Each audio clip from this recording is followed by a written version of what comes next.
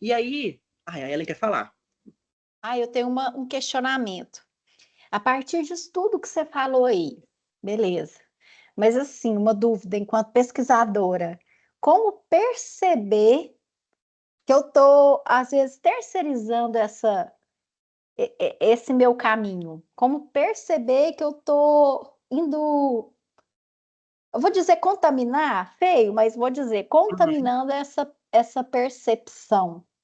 uhum. Tá, no caso, quando você aqui está pensando na escrita, por exemplo, de um trabalho, você teve a experiência de pesquisa e você agora Sim, precisa registrar isso, né? sim, Olha, a gente poderia pensar, primeiro, uma coisa que acho que já é um avanço. A gente já escreve em primeira pessoa, né? É pequeno o avanço? É pequeno, mas a gente já escreve, né?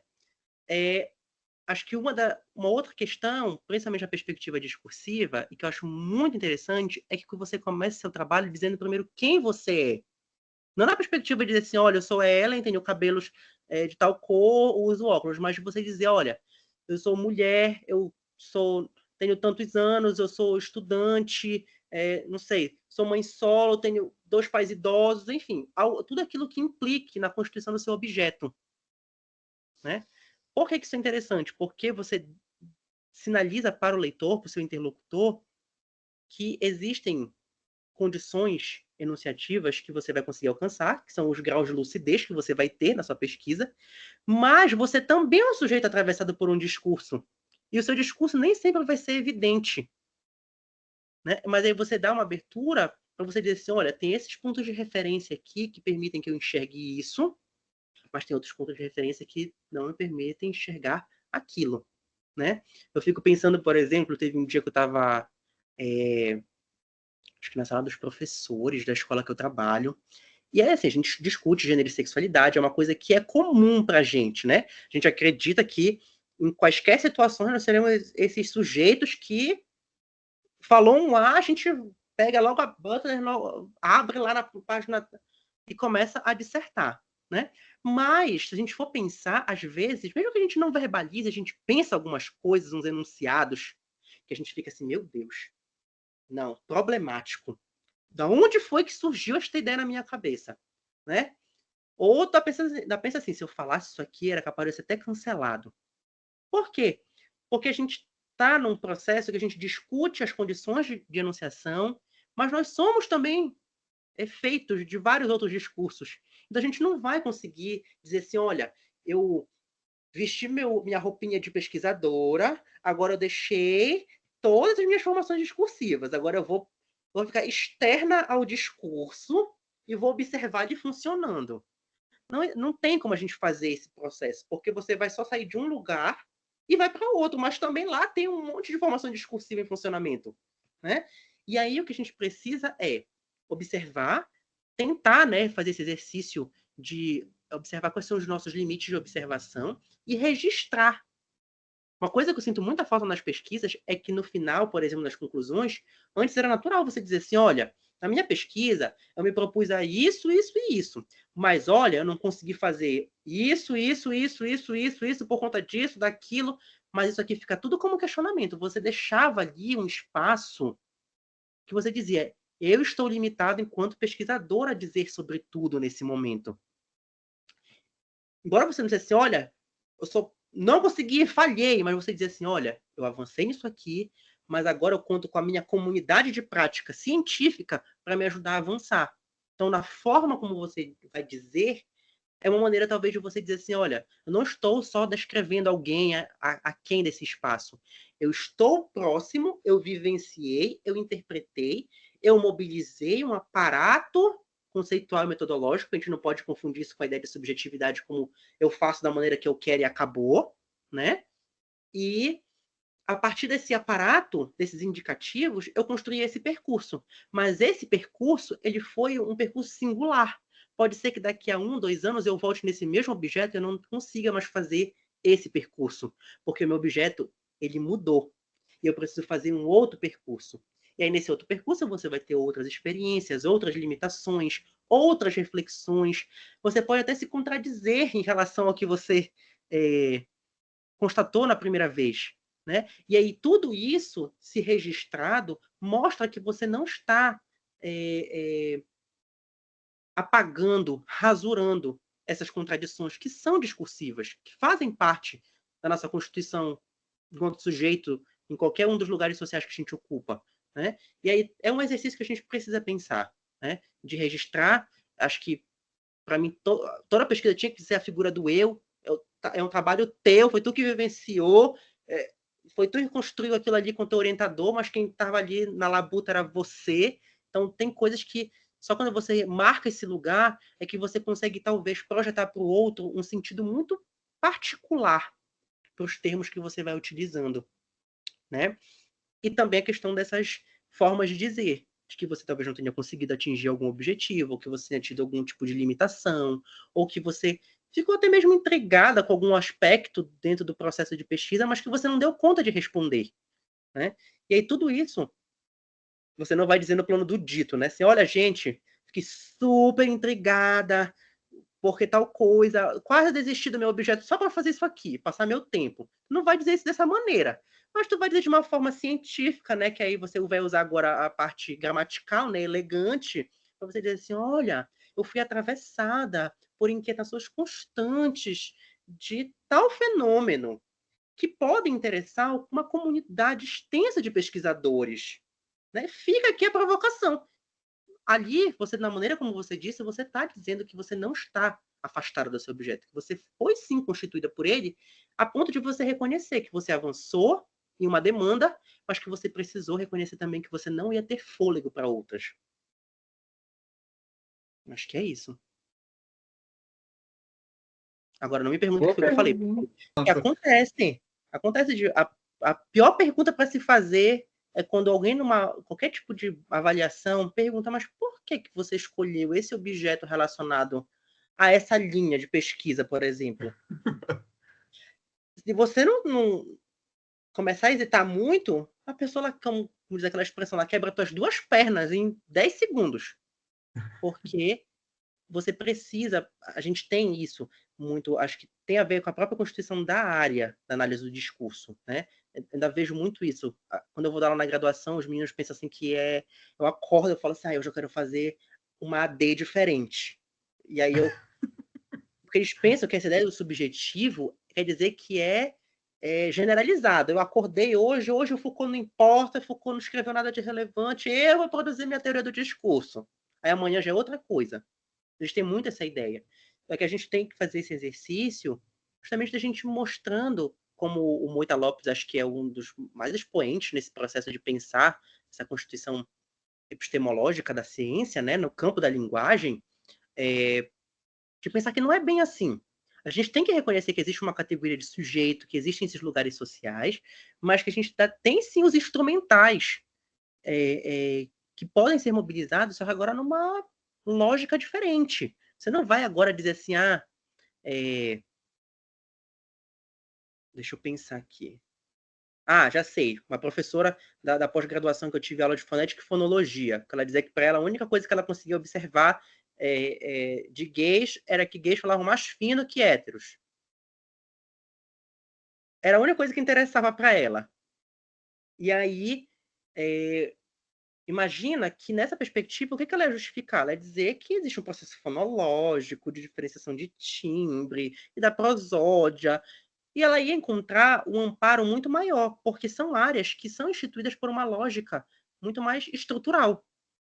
Né? Porque a ideia que se tem é que você só faz pesquisa, ela só é sólida se você provar por A mais B com alguma materialidade. Só que não é isso que garante a pesquisa, essa concretude em si. É a maneira como você procede à análise dessa pesquisa. E aí, para quem está na linguística estrutural, isso é muito mais tranquilo. Porque você tem ali a frase, aí você diz que fulano é verbo, adjunto, sujeito, que faz isso, que muda de lugar, e que faz tal coisa e muda de não sei o quê. E acabou. É aquilo a pesquisa. Né? Para a gente é um trabalho muito mais árduo, porque você vai ter que, primeiro, entender quem é você, por que você quer aquele objeto. Porque você almeja, né? Você deseja, vamos colocar aqui quase vamos depois para a psicanálise. Por que você deseja aquele objeto para você escrever. Depois disso, como que você vai organizar a lógica desses significados? Porque você não pode priorizar somente a sua leitura. Você tem que priorizar também como funciona o projetos que você investiga, né? Como você vai acessar esses dados? Como você vai recolher esses dados? Como você vai preservar a relação entre onde eles foram gerados e como eles se organizam? E tudo isso não está ali no manual que você abre, né? E diz assim, olha, Ellen, amanhã você acorda e você entra no Facebook, você coleta páginas que tenham a palavra tal. Bata print e faça tal coisa. Não tem esse protocolo. Você não encontra. Tanto é que para você fazer análise de discurso, você tem que pegar várias pesquisas de pessoas que fazem análises com o mesmo conceito, com o mesmo autor, e você vai capturando ali, olha, essa pessoa pegou uma amostragem de 30 textos. Eu vou pensar para o meu trabalho, será que é suficiente? Ah, essa pessoa analisou adjetivos. Será que tem algum tipo de proximidade? Será que me ajudaria nesse caminho? Não, descarto. Então, assim, é um jogo de testagens que você... É por isso que a ideia do interpretativismo, essas testagens, esse abandono, essa escolha, tudo vai depender da própria configuração do seu objeto e daquilo que você almeja alcançar, né? Então, por exemplo, na minha situação, o Twitter caiu, eu não posso fazer nada. O que eu vou dizer? Eu vou falar assim, ah, não, mandar um... Caro Manda ministro... uma mensagem igual o Boninho fez. Entendeu? Ou se não, eu posso fazer o quê? Pegar... Usar um VPN. Se tiver iPhone, aparelhos da Apple, no Safari funciona normal, tá? No navegador, fica a dica. Ah, tá. Então já vou... Aí, imagina, bora pegar essa pauta. Gostei da indagação. Aí, imagina, vou explicar metodologia no trabalho. Aí eu digo o seguinte, olha, gente, o Twitter caiu.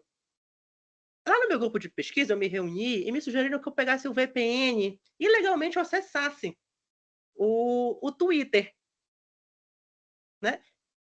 Uma banca é capaz de alguns dos avaliadores caírem para trás e dizer assim, não vai defender. Por quê? Porque a ideia é que você tem que passar por um comitê, que você tem um protocolo que ele é generalizado, padronizado. Você tem que ter todas as assinaturas, foto, para vídeo, para tudo que é coisa. Mas aí como é que eles vão lidar com esse fenômeno que eles ainda não dão conta no processo de construção metodológica? Aí me diz, aí eles vão querer que tu pegue e fale assim, não, eu cheguei aqui, eu fiz agora um protocolo, porque eu pesquisei isso aqui, é isso, acabou. Agora todo mundo no Brasil vai pesquisar dessa forma. Não existe isso, porque o meu interesse era muito particular, muito específico naquele contexto, né? E as condições de enunciação do meu objeto não são do meu objeto, são minhas também, porque senão eu não acesso o objeto. Aí a gente já derruba aquela lógica, né? Sujeito pesquisador afastado, inerte, que não olha para o seu objeto com subjetividade.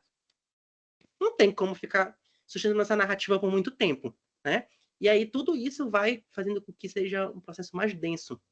Tanto é que quando eu estava escrevendo a minha dissertação, eu mandava assim para a minha orientadora, olha, eu não estou seguro de nada do que eu estou fazendo. Eu tenho justificativas, mas segura não estou.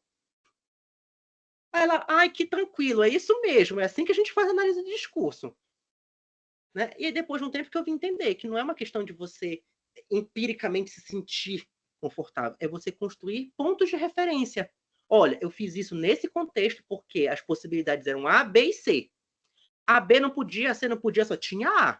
Então, já fiz um afunilamento ali que é constituinte do que eu estou observando. Não tem para onde fugir. Né? Se tu falar assim, não, eu quero fazer B, porque B a minha orientadora disse que é B. Tu não vai fazer, tu não vai ter pesquisa. Entende? Então, tudo isso vai criando um adensamento muito grande. É difícil, inclusive, no próprio percurso, você conseguir registrar tudo isso. Porque imagina, você está ali pensando a teoria, pensando os conceitos, pensando o fenômeno, pensando na metodologia, pensando na coleta, coletando, aí organiza e tenta escrever e ajusta. É muita coisa para você lidar. né? São muitos enunciados que estão ali na sua cabeça para explodir, né? E você tem que tentar interpretá-los da maneira mais adequada, né? E aí a gente volta para o tópico inicial. É nesse processo que você vai ter algumas limitações. Você vai interpretar por um caminho, né? Mas vamos supor que, não sei, eu já tive isso. No véspera da minha defesa, eu fui ler a minha dissertação, tem um monte de coisa que eu queria colocar. Eu falei assim, olha, isso aqui tá faltando. Tem isso aqui que eu não observei. Agora eu vou conseguir ter discernimento. São limitações que na minha versão final, por exemplo, eu coloquei. Olha, gente, isso aqui serviu nesse momento para, não sei, para organizar de uma melhor maneira o meu objeto. Mas eu não consegui aprofundar. Fica para um outro momento.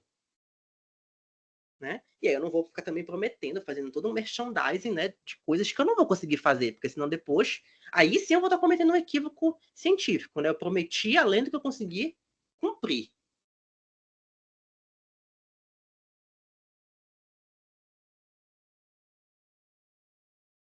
Acho que é isso. É que eu vou falando, gente, é um fluxo de consciência, depois não pergunta o que eu digo, o que eu disse, porque eu não lembro. Não, a gente tá gravando, depois a gente ouve de novo. Liga uma coisa com a outra. Nossa, foi ótimo, ótimo, ótimo. Muito bom.